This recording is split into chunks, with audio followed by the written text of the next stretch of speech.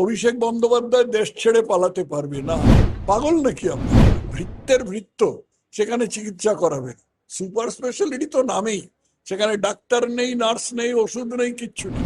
তাহলে ডিম থেরাপি করা উচিত নয়, কিন্তু তাদের তো সমালোচনা নিশ্চয়ই করা উচিত। জল্পনা তৈরি করতে কি অসুবিধা নেই, এটা তো গণতন্ত্র নয়। সমীর ভট্টাচার্য বারবার যেটা বলছেন যে তোলাবাজি নিয়ে হুমকি দিচ্ছেন এবং ডিম থেরাপি, গতকাল দেখা গেল যে কোচবিহারের শীতলকুচিতে আপনাদের নেতাদের উপরেই ডিম থেরাপি, মানে কি বলবেন? সেটা তো ভালো জিনিস।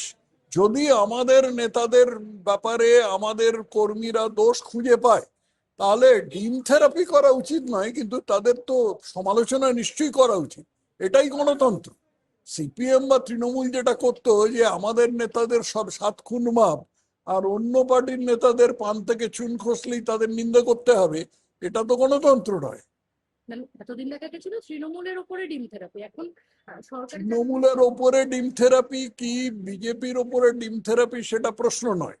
প্রশ্ন হচ্ছে কে উচিত কাজ করছে, কে অনুচিত কাজ করছে।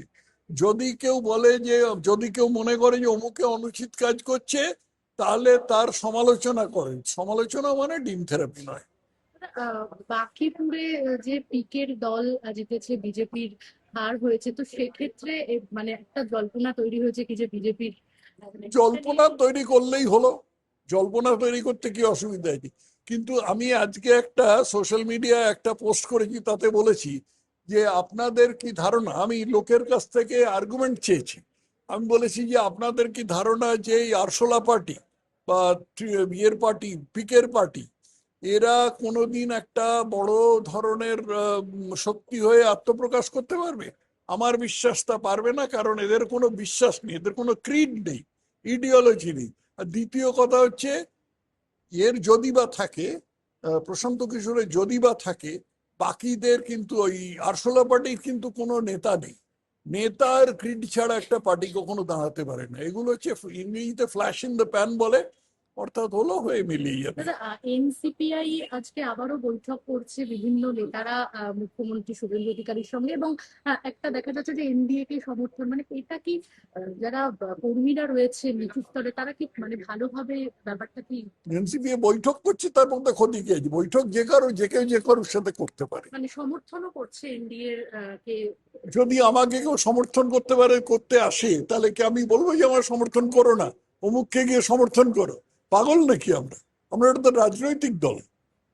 তারা অভিষেক বন্দ্যোপাধ্যায়কে নিয়ে কি বলবেন? বারবার কোর্টে যাচ্ছে এবং হচ্ছে বাইরে অভিষেক বন্দ্যোপাধ্যায় বাইরে যেতে পারবে না। অভিষেক বন্দ্যোপাধ্যায় কিছুতেই দেশ ছেড়ে পালাতে পারবে না, এটা আমি পরিষ্কার বলে দিলাম, লিখেও নিতে পারো। অভিষেক বন্দ্যোপাধ্যায় দেশ ছেড়ে পালাতে পারবে না। প্রাক্তন মুখ্যমন্ত্রী মমতা বন্দ্যোপাধ্যায় একের পর এক নাকি সুপার স্পেশালিটি হাসপাতাল তৈরি করেছিলেন, তো এখানে চিকিৎসা সেখানে চিকিৎসা করাও গিয়ে, সেখানে মানে অভিষেক বন্দ্যোপাধ্যায়ের ভৃত্যের ভৃত্য, সেখানে চিকিৎসা করাবেন। সুপার স্পেশালিটি তো নামেই, সেখানে ডাক্তার নেই, নার্স নেই, ওষুধ নেই, কিচ্ছু নেই।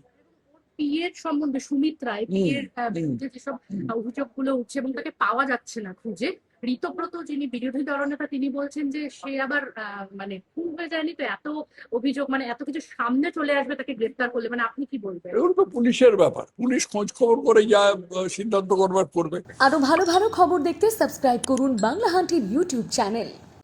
বাংলা হান্টের আরো খবর দেখতে নজর রাখুন। বাংলা খবর মানেই বাংলা হান্ট।